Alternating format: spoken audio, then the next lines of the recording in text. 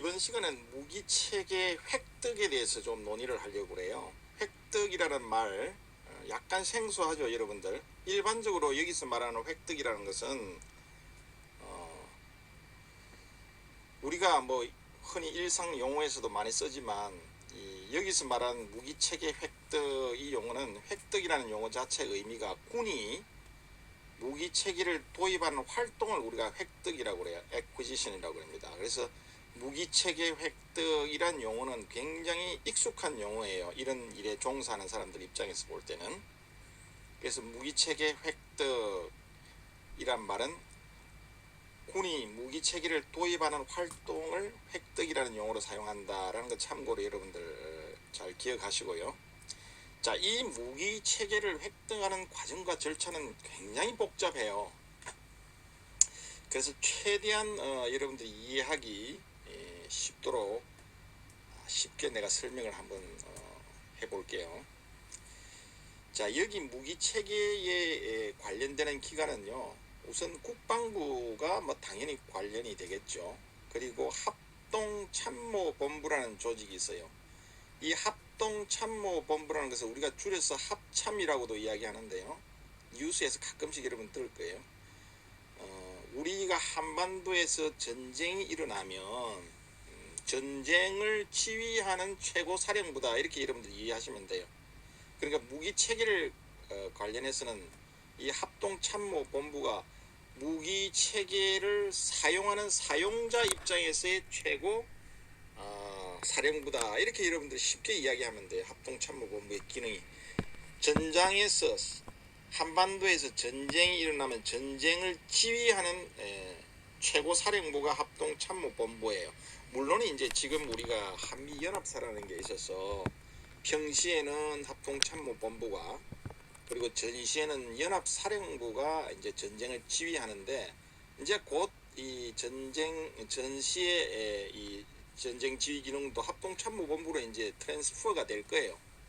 전환이 될 겁니다. 그 노력을 지금 하고 있는데, 아직까지는 평시에는 합동참모본부가 국지도발, 어떤 남북한 간의 어떤 군사적인 충돌이 있을 때 전쟁이 선포되지 않는 평시 상태에서는 합동참모본부가 작전 통제 권한을 가지고 있고요. 전시에는 한미연합사령부가 가지고 있어요. 그래서 우리가 흔히 미디어나 이런 데서 전시작전 통제권 전환, 뭐 전작권 전환, 이 이야기 굉장히 많이 하죠. 그래서 합동참모본부라는 것은 우리 한국의 전쟁지도부다, 이런 분들 이렇게 생각하면 되죠. 당연히 전쟁지도부니까 무기체계와 관련해서는 무기를 사용하는 사용자 입장이다, 이렇게 여러분들 이해하시면 돼요. 그 다음에 이제 육해공군본부는 전쟁이 일어나면 전쟁 지휘를 하는 부대는 아니에요. 육군참모총장이나 해군참모총장이나 공군참모총장은 전쟁을 지휘하는 것은 합동참모본부 합참의장이 하는 것이고요.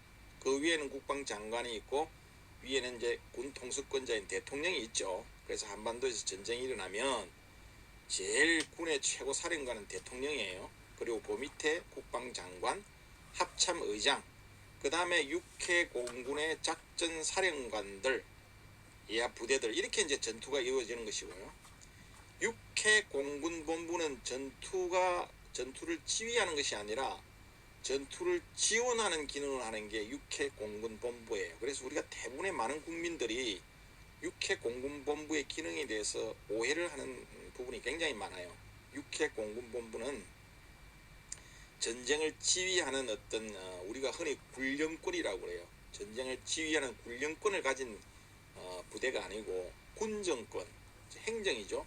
군정권을 행사하는 육해공군의 최고 사령부다, 이렇게 여러분들 이해하시면 됩니다. 그래서 육해공군의 임무는 평시에 잘 싸울 수 있도록 강한 군대를 만들기 위해서 훈련을 시키고, 또 병력을 보충하고 군수 지원을 하고 전쟁 지속 능력을 보장하기 위한 각종 인사, 군수, 동원, 교육, 이런 전쟁 지원 활동을 하는 최고사령부가 육해공군본부다, 이렇게 여러분들이 이해하면 됩니다. 당연히 무기체계를 획득을 해서 군이 잘 싸울 수 있도록 좋은 무기를, 좋은 장비를 보급해 주는 것은 육해공군본부의 임무죠. 그렇기 때문에 무기체계 획득 과정에서 육해공군인 본부가 관여를 하지 않을 수가 없겠죠, 당연히. 그 다음에 실질적으로 무기체계를 도입하기 위해서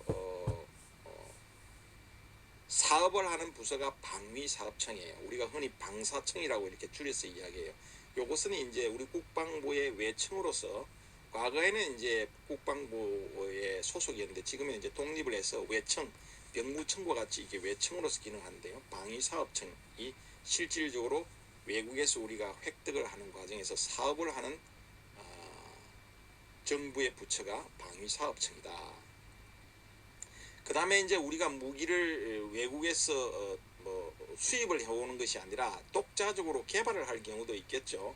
나중에 우리가 획득 방법에 대해서 설명을 하겠지만 이 개발을 하게 되면 누가 개발을 하느냐면 우리 국방과학연구소라는 데서 개발을 해요.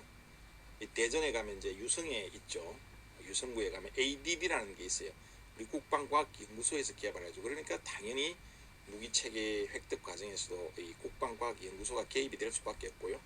그 다음에 이제 국방연구원은 카이다라고 그러는데 이 카이다는 무기의 어떤 기술적인 측면이 아니라 무기를 운용하고 무기를 운영한 전술과 전략을 개발하는 이런 어떤 정책을 어떤 다루는 어떤 하나의 싱크탱크가 바로 국방연구원이에요. 그래서 과학기술 분야는 ADD가 하고요. 그 다음에 전략 개념이나 운영에 관한 것은 또 국방연구원이 싱크탱크 역할을 하는 거죠. 그래서 카이다가 당연히 획득 과정에서 관여를 하게 되고요.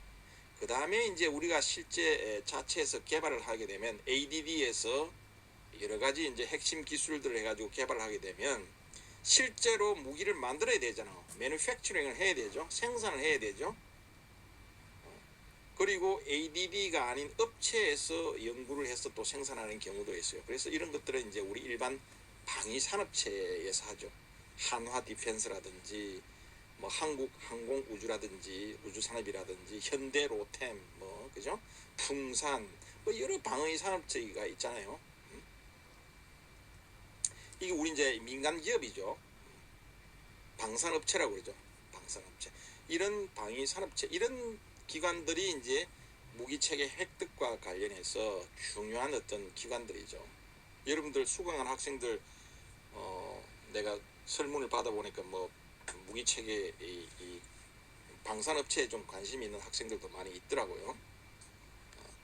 무기체계는 어떤 과정과 어떤 절차를 거쳐서 도입이 되는지를 한번 우리가 이 관련 기관을 중심으로 해가지고 설명을 하도록 하겠습니다. 자, 이 그림 한 장만 잘 이해하면 사실은 복잡한 절차와 과정을 잘 이해할 수가 있어요. 자, 하나하나 내 설명을 좀 최대한 쉽게 한번 해볼게요. 자, 우선 우리가 무기가 필요하면요, 사용자가 어떤 무기가 필요합니다라고 요구를 해야 되겠죠. 그 사용자는 누구죠? 부대들이잖아요, 그죠? 육군의 부대들, 해군의 부대들, 공군의 부대들이죠. 뭐 구체적으로 얘기하면 육군의 예하 뭐 군사령부, 예하 군단, 사단, 연대, 대대, 중대, 소대, 저기 말단 병사에 이르기까지 지상군 부대들, 그리고 해군의 1, 2, 3 함대, 그죠? 우리는 동해와 서해와 남해 각각 수해 해역을 담당하는 함대사가 있죠. 그리고 공군은 우리가 전투 비행단이라는 게 있죠. 자, 이런 부대들이 결국은 워리어 전사들이죠. 전쟁이 발발하면 싸우는 워리어 전사들인데요. 이 사람들이 어떤 무기가 필요합니다라고 이제 요구를 하게 되는 게 뭐냐면 이 소요제기라는 거예요. 소요제기. 이 소요제기는 당연히 누가 하겠어요? 사용자가 해야 되겠죠. 쓰는 사람이 당연히 소요제기를 하게 돼 있잖아요, 그죠? 자, 그래서 사용자가 누구냐 하면 바로 육해공군이에요. 그래서 육해공군본부에서 여러 사용자들의 의견을 종합해서 육해공군본부의 획득을 담당하는 부서에서 소요제기를 하게 됩니다. 이런 지상무기를 만들어 주세요. 저런 해상 무기를 만들어 주세요. 이런 공군의 무기가 필요. 우리는 스텔스 전투기가 필요해요. 우리는 3,000톤급 이상의 잠수함이 필요합니다. 우리는 성능이 아주 좋은 전차가 필요해요. 자주화된 포가 필요해요. 뭐 이런 여러 가지 군에서 요구를 하겠죠. 이것을 각 군 본부에서 하는 거예요. 각 군 본부에 획득을 소요를 제기하는 부서가 있습니다. 군수 기능이라고 군수를 담당하는 파트에서 소요 제기를 하면 이 소요 제기를 누가 종합을 하느냐 하면 합동참모본부에서 종합을 해요. 그 밑에가 보면 이제 ROC 결정해가지고 나오죠. 합참이 합동참모본부죠. 아까 설명했죠. 합동참모본부는 실제로 전쟁을 지도부라고 그랬잖아요. 결국은 전쟁이 일어나면 전쟁을 수행하는 사람이 부대들이고 지휘하는 사람이 합동참모본부니까 당연히 합동참모본부가 사용자 입장에서 육해 공군의 소요를 종합을 하는 거예요. 종합을 해서 국방부에 이제 이런 무기 체계를 획득을 해주세요 하고 이제 건의를 하겠죠. 자, 국방부는 결국은 행정부서죠. 행정부죠. 우리 국가의 행정부잖아요. 국방부는 군대이면서도 군 부대가 아니죠. 국방부는 정부의 행정부처입니다. 우리가 보건복지부나 기획재정부나 뭐 이런 정부 부처죠. 국방부라는 것은. 이 국방부는 정부 부처이기 때문에 국방 예산을 운영을 하는 거예요. 400조가 넘는 1년의 예산을 이 국방부에서 이제 집행하고 계획하고 운영하는 것이고, 그래서 이 무기를 도입하기 위해서는 어마어마한 예산이 들어가기 때문에 결국은 이 무기 체계는 자원을 관리하는 국방부에서 결국은 결정을 하는 권한을 갖고 있는 거예요. 자, 그래서 무기 체계를 이제 합참해서 이렇게 소요를 종합해서 국방부에 건의를 하게 되면 국방부에는 어떻게 획득을 할 것인가는 방법을 결정을 국방부에서 합니다. How to acquire, 그죠? Weapon system. 어떻게 무기를 우리가 획득을 하느냐. 두 가지 방법이 있어요. 크게. 첫 번째는 국내에서 개발하는 방법이 있고요. 왼쪽 트랙이죠. 그 다음에 한편으로 오른쪽 트랙에 보면 해외 구매가 있어요. 그러니까 미국의 무기를 우리가 구매하는 방법이 있을 것이고 우리가 자체 개발하는 방법이 있죠. 뭐 제일 좋은 거는 사실 개발하는 게 제일 좋죠. 그러나 여러 가지 이제 기술력의 문제라든지 또는 뭐 시간의 문제라든지 여러 가지 제한 요소 때문에 국방부에서 국내에서 개발할 것이냐 아니면 외국에서 사올 것이냐를 결정을 국방부에서 하는 것이죠. 그래서 왼쪽 트랙에 보면 국내 개발을 할 경우에는 누가 개발한다고 그랬죠? 아까 ADD에서 한다고 그랬죠. 국방과학기술연구소. 그래서 ADD에서 핵심 기술을 이제 개발하기 위해서 계획을 수립하고 이제 무기를 개발할 계획을 수립하고 여러 가지 이제 디자인도 하고 기술을 이제 개발하겠죠. 그래서 이 ADD에서 연구 개발을 하면 이 사용자 입장에서는, 즉 사용자가 부대와 합참이라고 그랬죠. 사용자 입장에서는 ADD가 어떤 설계를 하게 되면, 무기를 설계를 하게 되면 이 ADD가 설계한 게 실제 전장에서 내가 싸울 수 있는 요구 성능을 만족시켜 주는지 아닌지 여부를 시험 평가를 하게 됩니다. 무턱대고 바로 무기를 개발하는 건 아니에요. 어마어마한 예산을 들여서 무기를 개발했는데 만약에 사용자 입장에서 만족스럽지 않으면 엄청난 예산 낭비가 되는 것이죠. 그래서 ROC라는 것을 이제 하게 되는데, 이 ROC가 뭐냐면 ROC가 작전 요구 성능이에요. 쉽게 이야기하면 ADD에서 무기를 개발하기 위해서 설계를 하게 되면 이게 사용자의 요구에 만족하느냐 안 하느냐를 시험 평가를 해서 시험 평가에 합격을 해야 본격적으로 무기를 개발하는 것이죠. 그래야 자원의 낭비가 없는 것이죠. 이 시험 평가는 사용자가 당연히 해야 되겠죠. 이 사용자의 최고사령부가 누구라고 그랬어요? 합동참모본부잖아요. 그죠? 그래서 합동참모본부가 ROC도 결정을 하고요. 그 다음에 시험평가도 합동참모본부가 주관이 돼서 시험평가를 해서 결국은 ROC를 충족하게 되면, 시험평가에서 ROC가 충족이 되게 되면 합동참모본부에서 무기체계 이거를 개발해서 최종적으로 채택을 하게 됩니다. 됐습니다. 이 정도면 우리가 충분히 우리가 원하는 무기이니 이걸 개발해 주세요 하고 합참이 채택을 하게 되면 이제 국방부에서는 예산을 집행하는 거예요.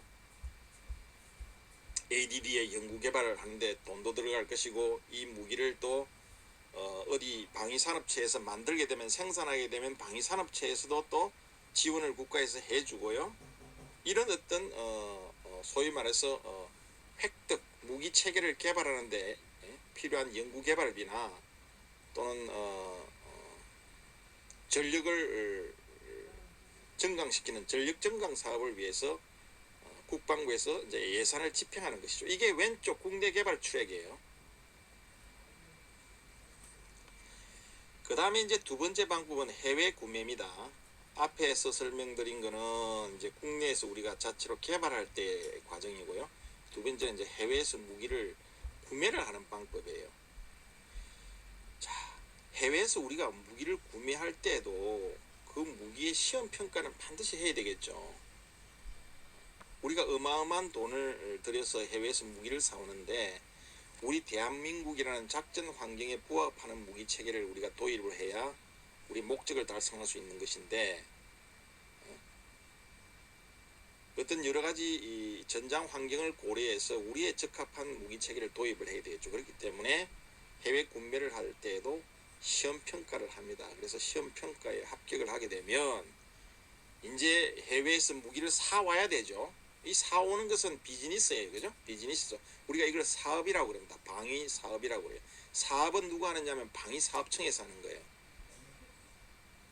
그래서 방위사업청에서 구매 협상을 외국의 방위사업체와 또는 외국의 정부기관과 구매 협상을 방위사업청에서 합니다. 이걸 우리가 방위사업을 한다 이렇게 이야기해요.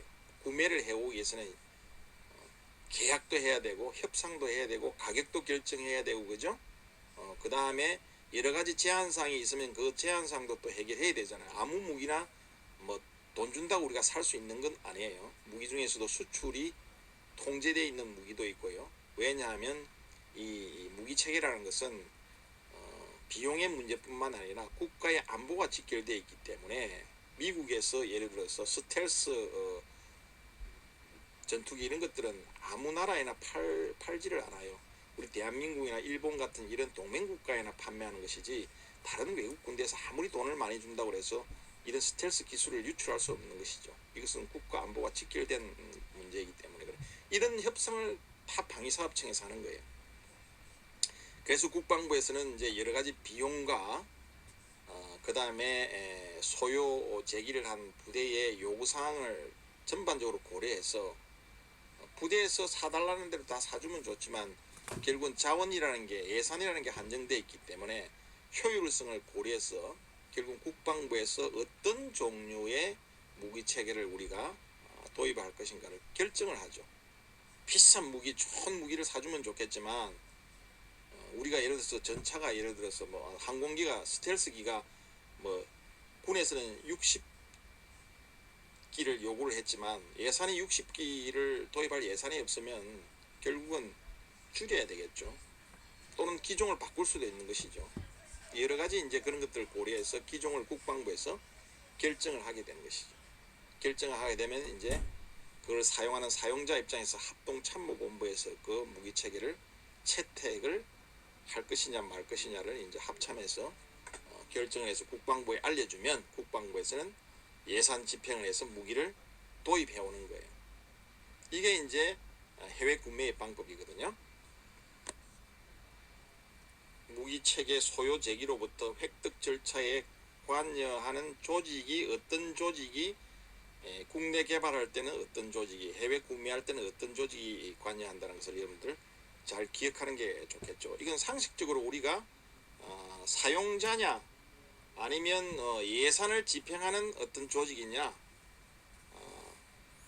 이런 어떤 군정 기능과 군령 기능을 사실 군의 전반적인 어떤 시스템과 조직을 이해하면 쉽게 사실 이해할 수 있는 것인데, 육해 공군 본부의 기능과 합동 참모부의 본부의 기능, 방위사업청의 기능, 이런 것들을 사실 잘 이해를 하지 않으면 상당히 좀 까다롭죠, 이해하기가. 그러나 이래 군의 조직 기능을 잘 이해하면 사실은 그렇게 어렵지 않은 것인데 여러분들 아마 좀 생소할 거예요. 자, 앞에서 이야기한 작전 요구 성능, 앞에 이 그림에서 보면 획득 소요 제기를 육해 공군 본부에서 하면 합동 참모 본부에서 ROC를 결정한다고 그랬죠. 이 ROC가 뭐냐면 작전 요구 성능이에요. Required Operational Capability. 앞 글자를 따서 이제 ROC 그래요. 우리가 흔히 뭐 현장에서는 ROC 이렇게 많이 이야기를 하죠. 작전 요구 성능인데요. 이 작전 요구 성능이라는 것은 앞에서도 잠깐 설명했지만 군사 전략 목표 달성을 위해서 우리가 무기 이 체계를 획득할 때에 사용자가 필요로 하는, 사용자가 요구하는 어떤 성능 수준과 능력을 제시하는 것이에요.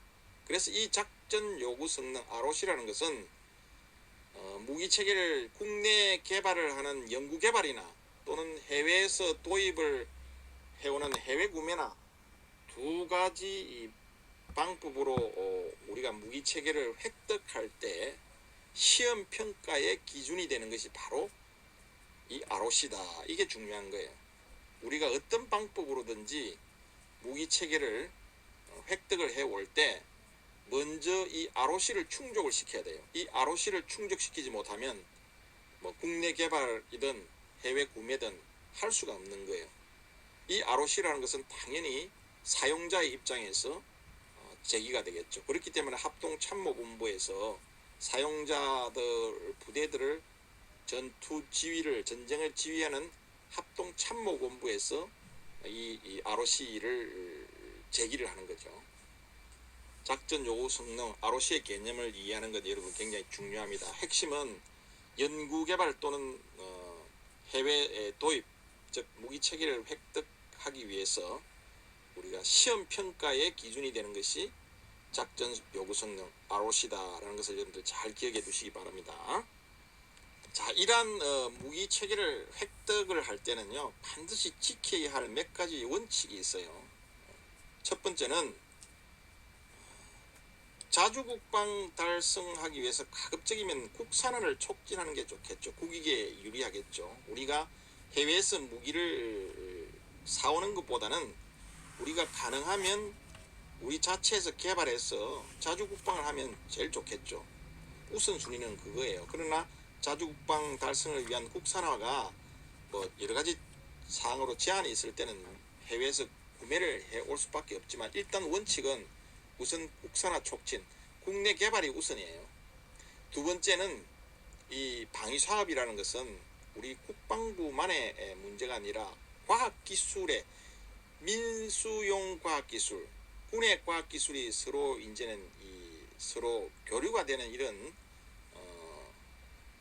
접목이 되는 이런 분야이기 때문에 산업체와 학교와 연구기관의 협력 체제가 확대되는 방향으로 운영을 해서 최대한 비용을 낮추고 효용성을 높이는 이런 연구 생산성을 증대시키는 원칙으로 진행이 돼야 되죠.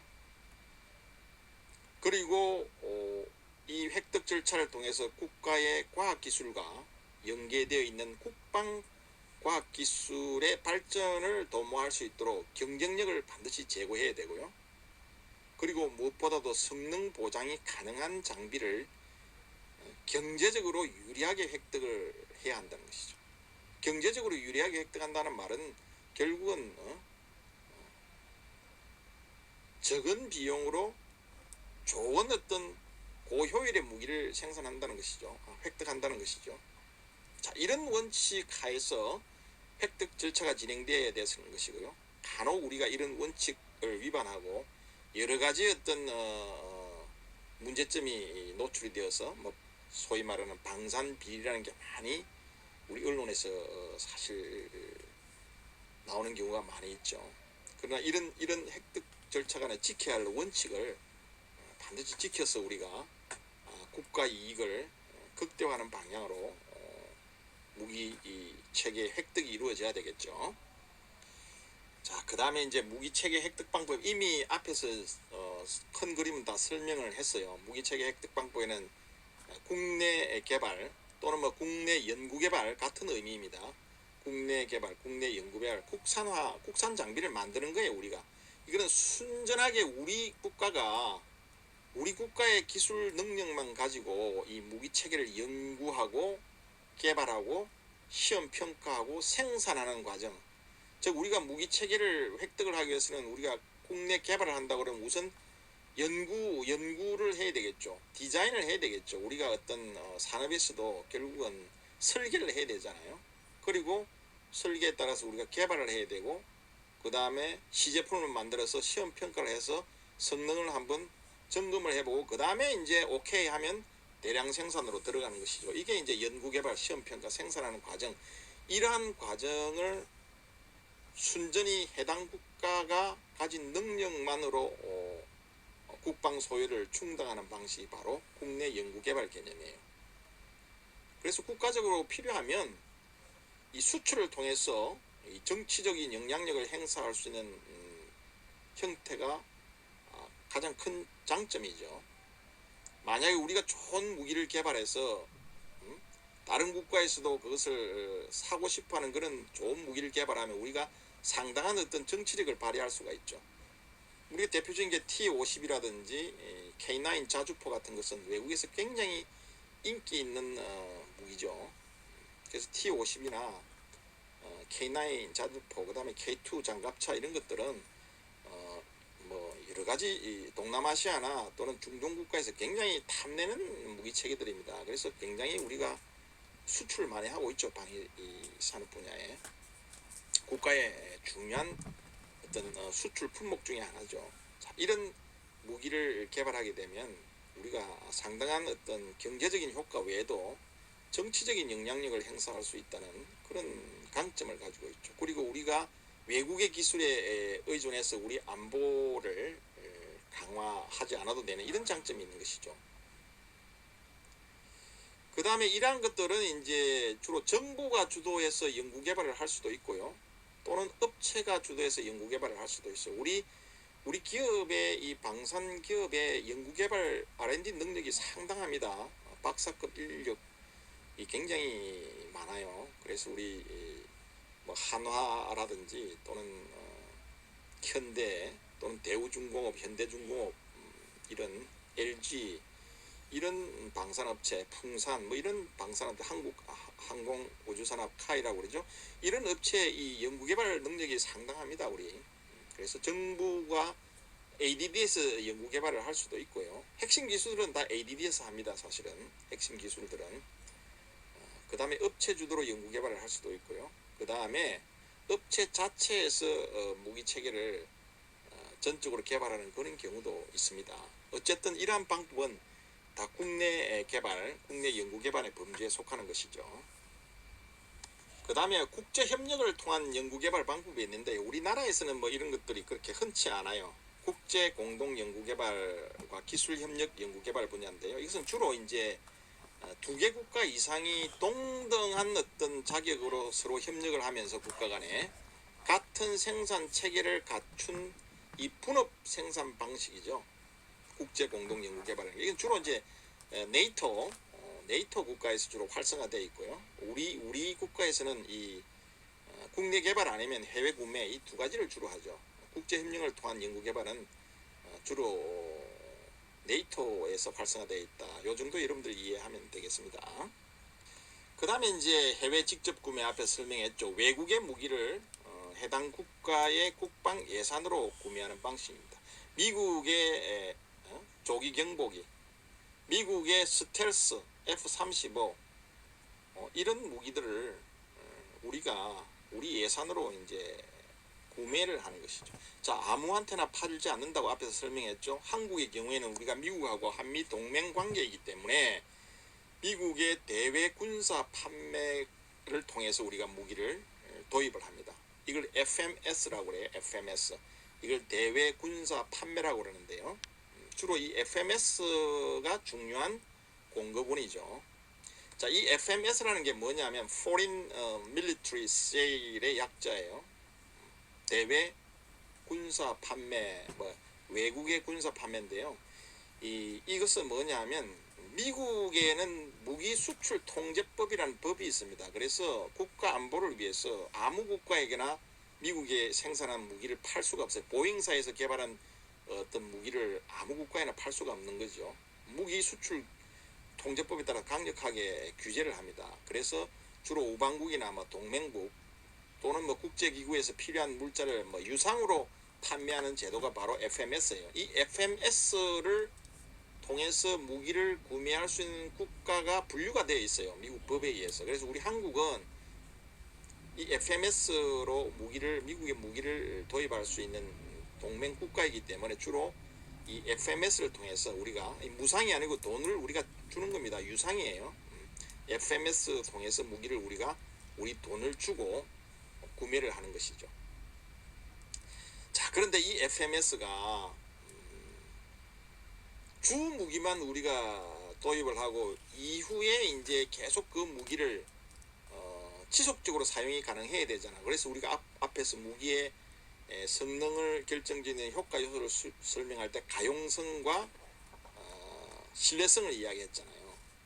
자, 여기 이 FMS가 때로는 수리 부속 이런 것들이 제대로 조달이 안 돼서 오랫동안 우리가 해당 품목이 수리 부속이 단종이 된다든지 또는 수리 부속이 제때에 보급이 안 되어서 여러 가지 어려움을 겪는 경우가 가끔씩 발생합니다.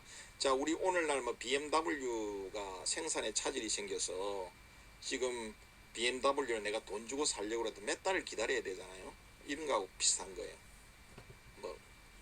좀 억지로 예를 들자면, 자, 그래서 외제차를 우리가 샀을 때 만약 차가 고장이 나면 부속을 우리가 외국에 주문을 해야 되면 오는데 시간이 많이 걸리죠. 그나마 시간이 걸리더라도 조달이 되면 문제가 없지만 단종이 될 경우는 심각하죠. 자, 이 대외 군사 판매로서 우리가 무기를 도입할 때 이런 것들 굉장히 잘 고려를 해야 돼요. 그리고 미국은 이 FMS로 판매를 할 때 기존에 보유하고 있는 이런 무기 체계를 우선적으로 판매를 하는 정책을 쓰고 있어요. 쉽게 이야기하면 구식 장비를 팔 수도 있다는 거예요. 새롭게 개발된 장비는 FMS로 팔지 않는 경우도 있다는 것이죠. 우리가 이런 전략을 잘 알아야 되겠죠. 그래야 우리가 많은 돈을 들여서 해외에서 무기 체계를 구매를 하는데 구식 장비, 도태된 장비를 수입하게 되면 심각한 우리 국가 안보에 공백이 생기는 것이죠. 자, FMS는 이러한 것들을 잘 고려해서 우리가 무기 획득을 해야 되죠. 그래서 무기 체계의 획득에 담당하는 군에 또는 방위사업자에 국가기관에 이런 종사자는 전문성이 필요한 것이고요. 우리 현역 장교들 중에서도 또는 부사관들 중에서도 주로 장교들 중에서도 이런 획득 분야에만 전문성을 발휘하도록 전문 인력을 양성해서 방위사업체에서만 평생 근무하는 그런 전문가들을 우리가 양성을 해요. 비록 현역으로서 군복을 입고 있지만 이 사람들은 야전 부대에서 지휘관으로 근무하는 것이 아니라 방위사업청에서 오랫동안 이러한 무기 획득과 관련돼서 종사하는 이런 현역 군인들이 굉장히 많아요. 전문적인 교육도 받고 또 그 분야에 오랫동안 한 분야에 종사하기 때문에 전문성도 상당하죠. 그리고 이러한 사람들은 우리 국내 방산업체와 국가기관과의 중간 연결고리 역할을 하면서 무기체계 도입 사업이 원만하게 잘 진행될 수 있도록 굉장히 중요한 역할을 하고 균형적인 감각을 가져야 되는 것이죠. 자, 이 무기체계를 이제 도입을 했잖아요. 무기체계를 획득을 하면 이것을 잘 관리해야 되겠죠. 무기 획득을 할 때 우리가 앞에서도 절차상의 원칙이 있지만 이 무기 획득 관리에도 원칙이 있어요. 첫 번째는 우선 무기 국산화 비율의 향상이에요. 가급적이면 국산 무기를 우리가 자체 개발하는 게 가장 좋겠죠. 그 다음에 무기 획득을 할 때 비용을 최대한 우리가 절감을 해야 되고요. 무기를 운용하는 데 있어서도 비용을 최대한 절감하는 방식으로 관리를 하는 시스템을 만들어야 될 것이고요. 그리고 우리가 무기체계 획득을 할 때는 성장 동력, 우리 대한민국의 성장 동력으로서 무기를 수출하는 데 염두를 두고 우리가 무기체계 획득 관리를 해야 돼요. 그러니까 우리가 자체에서 국내 개발을 해서 저비용 고효율의 무기를 만들어낼 수가 있다고 그러면 사실 앞에서 이야기했죠. 어떤 상당한 경제적인 파급 효과뿐만 아니라 정치적인 영향력도 상당히 발휘할 수 있다는 점에서 이 무기 수출을 우리가 좋은 무기를 만들어서 해외 수출을 한다는 이런 원칙은 굉장히 중요한 것이죠. 그래서 무엇보다도 중요한 것은 이 무기 체계 획득 관리에서는 국가 이익이 우선적으로 추구돼야 한다는 것이죠. 이 무기 체계는 사실 수요자가 제한이 되어 있잖아요. 군이라는 수요자에게 제한이 되기 때문에 우리 방산업체 입장에서 볼 때는 수요자가 제한이 되어 있기 때문에 생산을 해서 영업 이익을 낸다는 게 쉽지가 않아요. 그래서 국가의 어떤 지원이 없이는 방위사업체를 운영하기가 어렵죠. 그래서 이 방위사업체는 국가의 많은 지원을 받고 있죠. 방산진흥육성법이라든지 국가적인 엄청난 어떤 지원을 받고 있죠. 왜냐하면 수요자가 일반 국민들이 아니고 군대이기 때문에 수요가 제한되어 있고 국가 안보상 좋은 무기 체계를 만들어야 되기 때문에 국가의 어떤 전폭적인 지원 없이는 방위산업체가 운영되기가 어렵죠. 어쨌든 이 무기 체계 획득 관리는 국가 이익이 우선적으로 추구돼야 되고요. 그리고 이 무기 체계를 획득하기 위해서는 앞에서 우리가 설명한 국방부를 비롯한 방위사업청, 방위산업체, 육해공무, 합동참모본부 이런 무기 체계 획득 기구가 늘 상설적으로 운영이 돼야 되죠.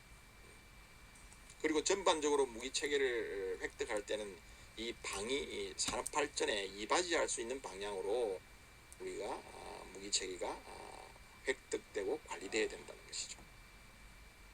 방위 산업은 이제는 국가의 기간 산업으로 이렇게 발돋움했기 때문에 우리가 상당한 어떤 수출을 통해서 경제적 파급 효과와 고용 효과도 증대시킬 수 있는 이런 여러 가지 이점들이 있기 때문에 또 자주 국방을 통해서 우리 안보를 우선적으로 지켜야 하는 것은 굉장히 중요한 우리의 과제이기 때문에 특히나 우리 남북이 분단되어 있는 이런 상황에서 우리가 자주 국방은 굉장히 중요한 것이죠.